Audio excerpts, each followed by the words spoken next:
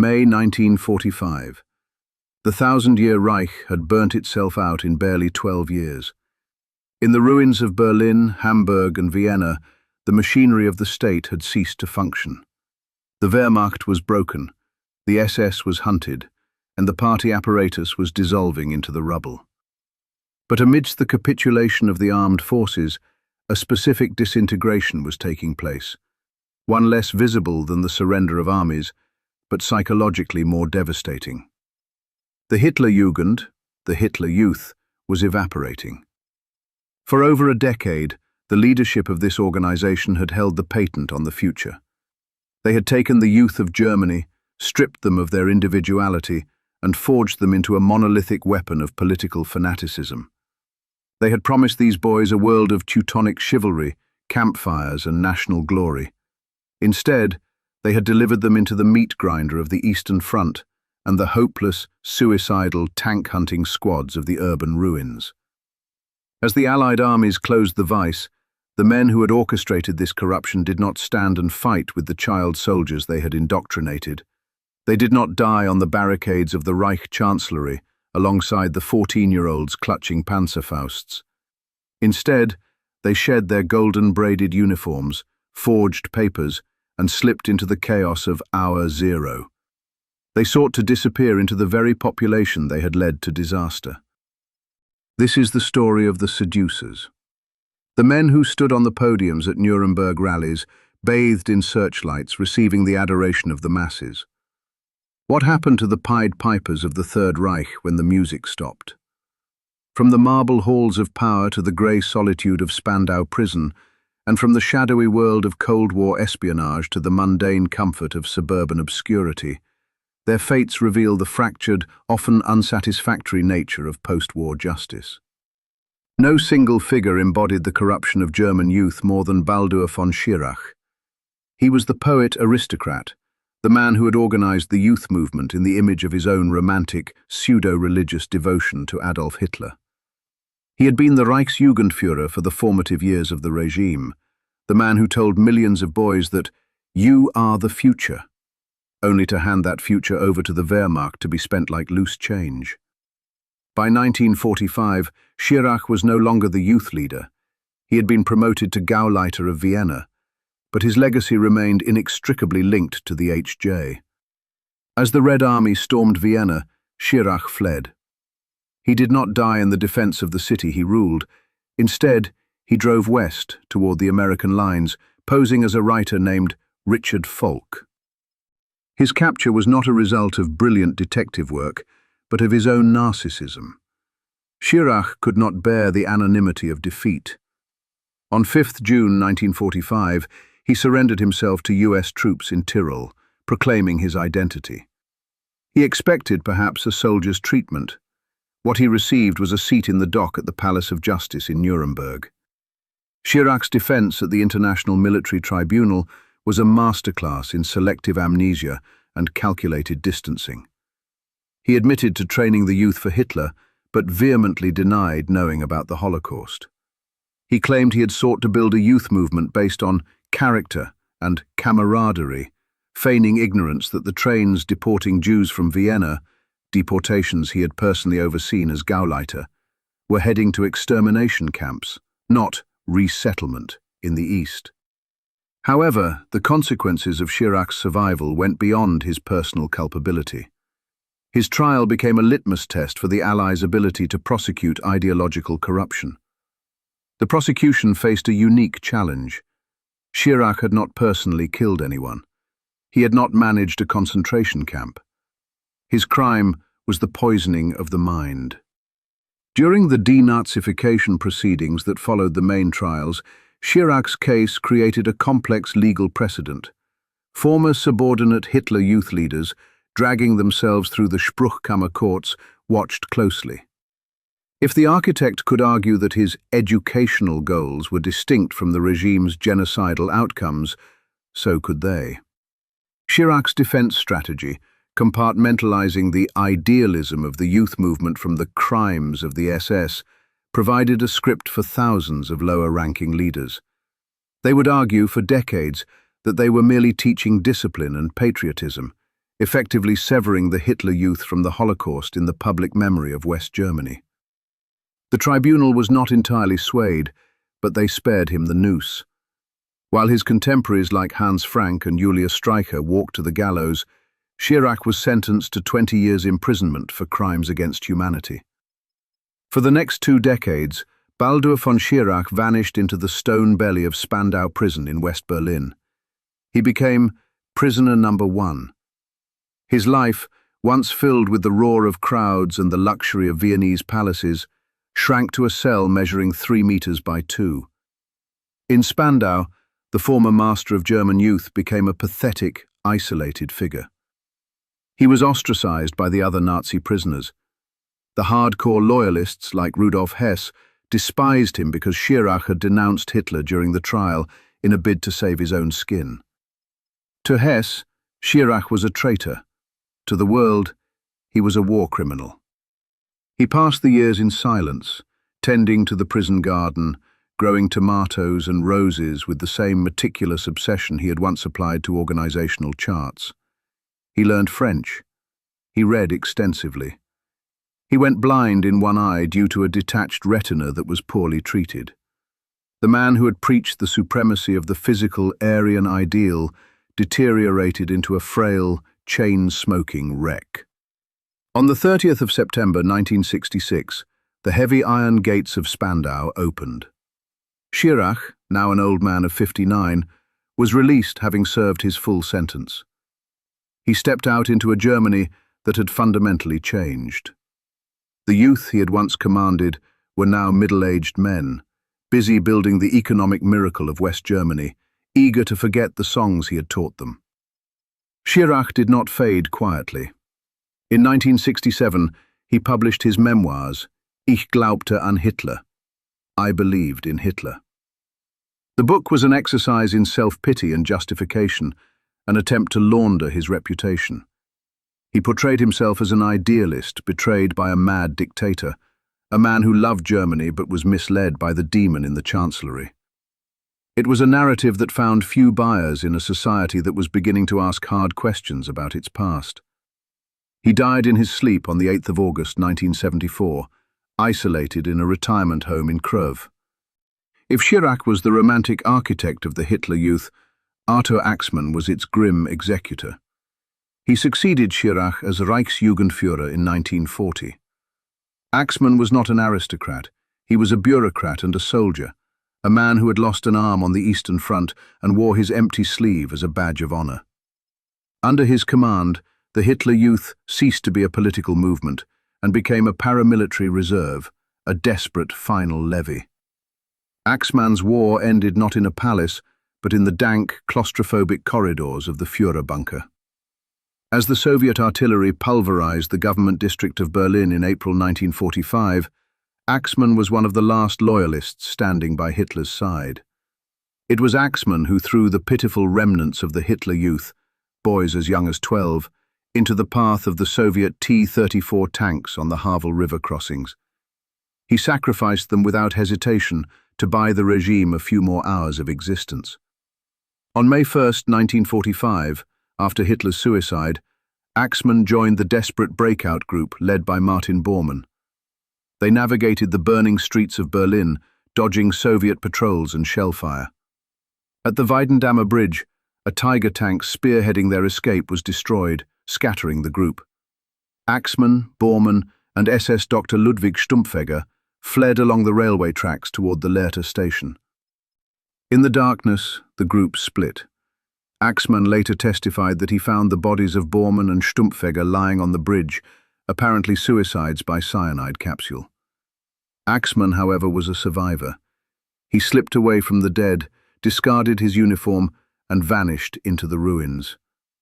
For 6 months, the leader of the German youth lived as a ghost. This period of Axmann's life is instructive of the chaos of post-war Germany. He adopted the alias Erich Sievert and hid in Mecklenburg-Vorpommern. He worked as a laborer, keeping his head down, his one arm a distinctive feature he tried desperately to conceal. He moved through a landscape of displaced persons, avoiding the checkpoints, surviving on the black market. But Axmann was not just hiding. he was waiting. There was a pervasive belief among the hardcore Nazi leadership in the Werwolf prophecy, that a partisan army would rise to fight the occupiers. Axmann had been tangentially involved in the planning of these stay-behind networks. In the immediate aftermath of the surrender, he maintained contact with a small circle of former Hitler Youth and SS officers, perhaps dreaming of leading a resistance from the shadows. It was a delusion. The German people were exhausted, starving, and disillusioned. The youth he had led were not interested in guerrilla warfare. They were interested in survival. The uprising never came. In December 1945, the dragnet closed. He was arrested in Lübeck by a British counterintelligence team, his dreams of a Fourth Reich ending in a cold interrogation cell. Axmann's post-war trajectory was markedly different from Schirach's. He was not sent to the International Military Tribunal at Nuremberg as a major war criminal. Instead, he faced a German denazification court in 1949. The legal system was overwhelmed, and the desire for normalization was growing. The court classified him as a major offender, but the sentence was relatively light, 3 years and 3 months. Since he had already spent time in Allied internment, he was released.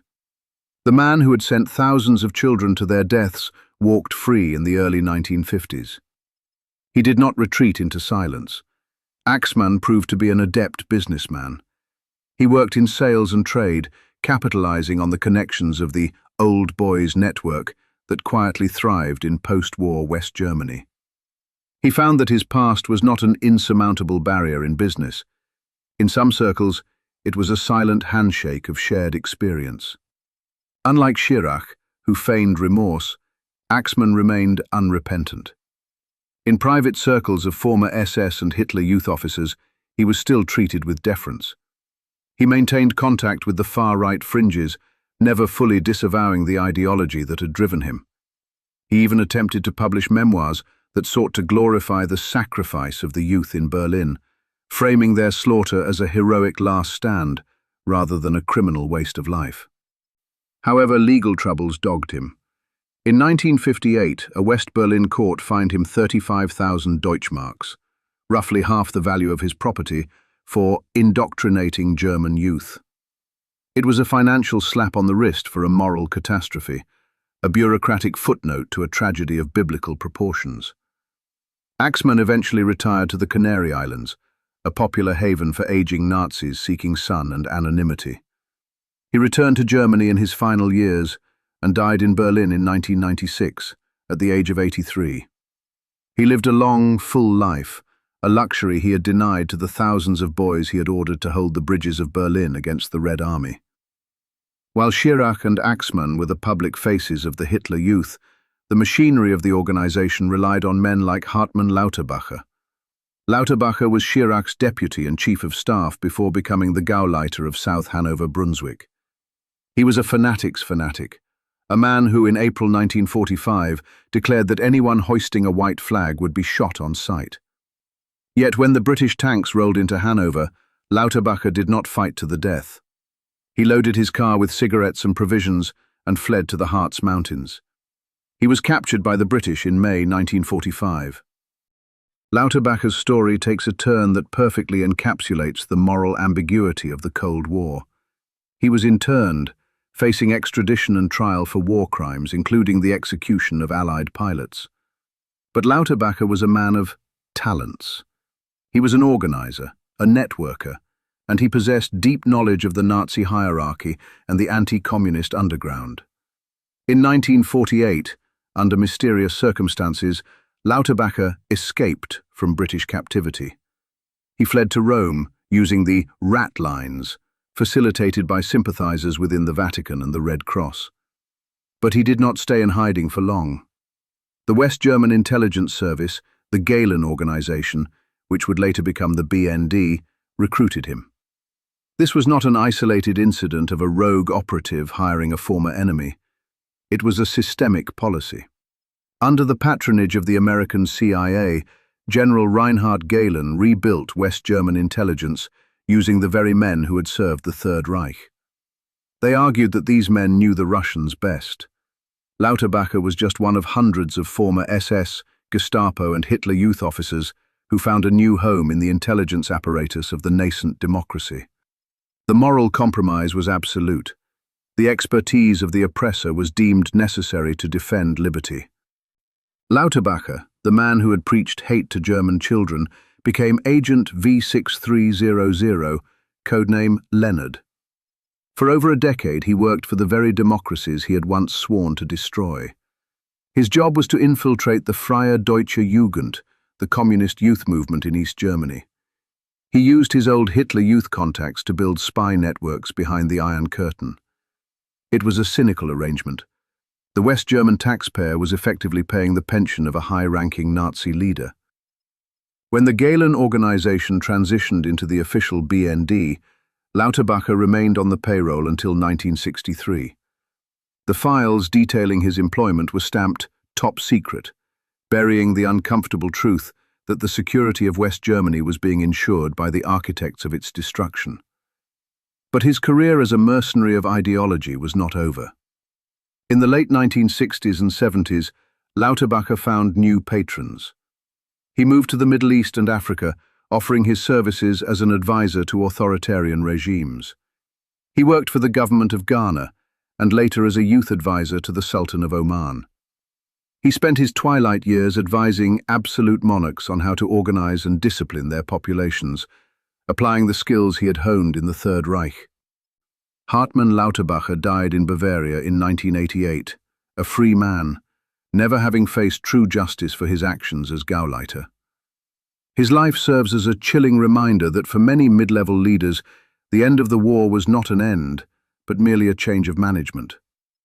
Below the triumvirate of Schirach, Axmann and Lauterbach sat a vast cadre of regional leaders and departmental heads. These were the men who ran the sports camps, the ideological schools, and the paramilitary training grounds. They were the muscle and bone of the organization. Their fates were largely defined by their ability to shed their uniforms and slip back into civilian professions. The Allies simply did not have the manpower to prosecute every leader of the Hitler Youth. Unless they were directly implicated in specific atrocities, such as the murder of POWs or the deportation of Jews, most were categorized as fellow travelers or lesser offenders. This categorization was often achieved through the acquisition of a Persil certificate. This cynical colloquialism referred to the laundry detergent, implying that a person's record had been washed clean. Former Hitler Youth leaders would gather affidavits from neighbors, priests, or even former victims, attesting to their good character, or claiming they had secretly opposed the regime. It was a marketplace of exoneration. Take, for example, Dr. Kurt Petter. Petter was a high-ranking medical officer within the Hitler Youth leadership, and in the final months of the war, the commander of the Adolf Hitler schools. He was deeply embedded in the racial ideology of the regime, ensuring the biological purity of the elite students. He was a guardian of the gene pool, a man who viewed human beings as livestock to be graded. After the war, Petter was interned, but his medical degree proved to be his salvation. In the reconstruction of Germany, doctors were in short supply. Petter underwent the denazification process, presented his Persilschein, paid his fines, and returned to practice. He settled in Hamburg. The irony is palpable. The man who had once measured the skulls and physiques of boys to determine if they were Aryan enough for the elite schools spent the rest of his life as a pediatrician. He treated the children of the post-war generation, the baby boomers of the new democracy. To his patients, he was just a kind, elderly doctor with cold hands and a precise manner. The fanaticism of 1944 was buried under the white coat of 1955. He died in 1969, a respected member of his community, his obituary omitting the years he spent serving the Reich leadership. This pattern was repeated thousands of times across Germany. Former Bannführers became gym teachers, confident that their experience in physical education made them suitable for state schools. Former propaganda officers went into advertising or journalism, their skills in manipulation seamlessly transferred to the consumer economy. The Hitler Youth leadership did not vanish. It dissolved into the bloodstream of the Federal Republic. The physical survival of these men created a profound psychological rift in German society. In the 1950s and 60s, the economic miracle masked a deep, festering wound. The boys who had been led into the abyss were now adults, trying to raise their own families.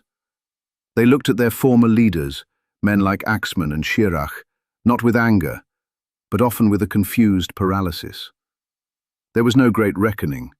The old comrades' associations, particularly those of the Waffen-SS, often welcomed former Hitler Youth leaders into their fold.